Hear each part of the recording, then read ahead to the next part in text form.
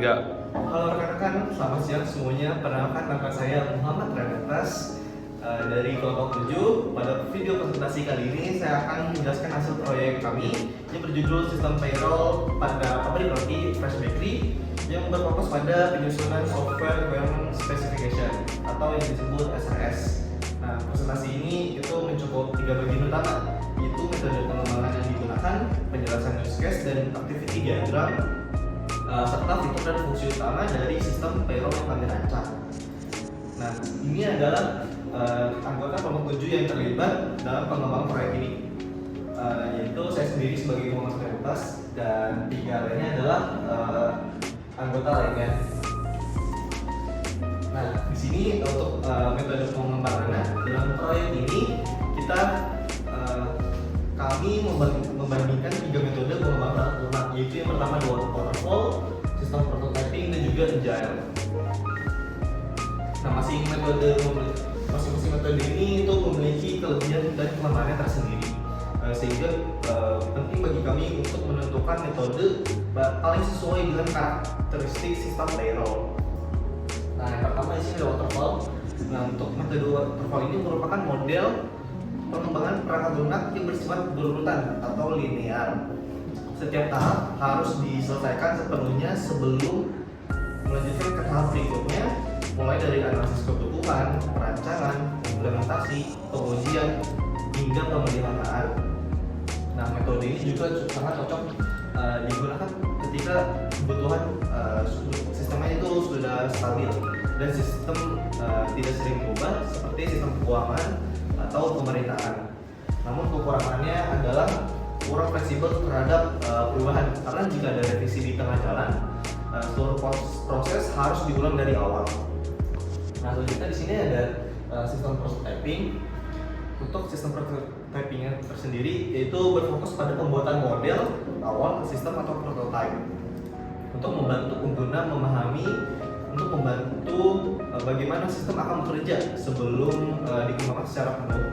Kelebihan dari metode ini adalah pengguna bisa memberikan umpan balik secara langsung terhadap tampilan dan alur sistem, sehingga kebutuhan bisa lebih dipahami lebih cepat dan akurat.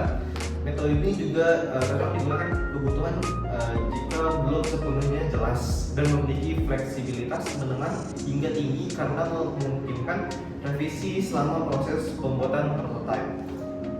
Nah, selanjutnya yang ketiga ada agile atau agile development. Nah, metode ini itu adalah pendekatan yang iteratif, adaptif terhadap perubahan, di mana sistem yang dibangun itu dalam siklus pendek yang disebut sprint. Nah, setiap sprint ini itu menghasilkan fitur yang bisa digunakan dan diuji langsung oleh pengguna. Keunggulan metode ini adalah mampu beradaptasi dengan kebutuhan proyek yang dinamis, seperti sistem payroll yang harus menyesuaikan peraturan BPJS atau PPh 21. Metode ini juga sangat fleksibel karena perubahannya itu bisa dilakukan setiap iterasi tanpa mengganggu keseluruhan pengembangan sistem. Nah, di sini kelompok kami itu membeli agile. Kenapa kita membeli agile? Jadi alasannya itu yang pertama karena seperti yang tadi udah saya mention, jadi agile ini itu sangat fleksibel terhadap perubahan kebutuhan, misalnya pembaruan pada peraturan BPJS atau pajak penghasilan karyawan. Nah, yang kedua itu agile juga menggunakan pengembangan bertahap atau iteratif melalui sprint, sehingga setiap fitur login, perhitungan gaji, slip, dan laporan dapat diuji lebih cepat. Nah, yang ketiga, metode ini kolaboratif karena melibatkan HR, finance, dan juga manajer dalam setiap pengembangannya. Keempat, waktu implementasi itu lebih efisien karena sistem dapat digunakan sebagian karena sambil fitur lain itu terus dikembangkan. Dan terakhir, agile ini juga meminimalkan resiko kesalahan dengan adanya pengujian di setiap iterasi. Nah, di sini ada kelompok yang sudah membuat use case. Nah, penjelasan use case ini itu adalah dari yang tadi sudah disebutkan, yaitu sistem payroll Fresh Bakery. Nah, dalam sistem ini itu terdapat aktor utama, yaitu admin atau HR, finance atau accounting, supervisor atau manager, dan juga yang terakhir itu karyawan. Nah, tadi sudah ada 4 aktor yang saya sebutkan. Jadi admin atau HR ini itu tugasnya mengelola data karyawan, komponen gaji, tunjangan, dan potongan, melakukan perhitungan payroll, membuat slip gaji digital, dan menyusun laporan payroll bulanan.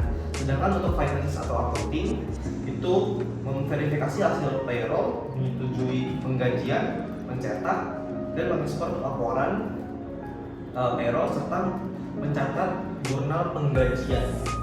Nah, yang ketiga itu ada supervisor atau manager. Nah, tugasnya ini adalah melihat rekap lembur dan insentif produksi, memantau performa karyawan, dan memberikan persetujuan akhir sebelum payroll difinalisasi. Nah, yang terakhir di sini contohnya itu adalah karyawan.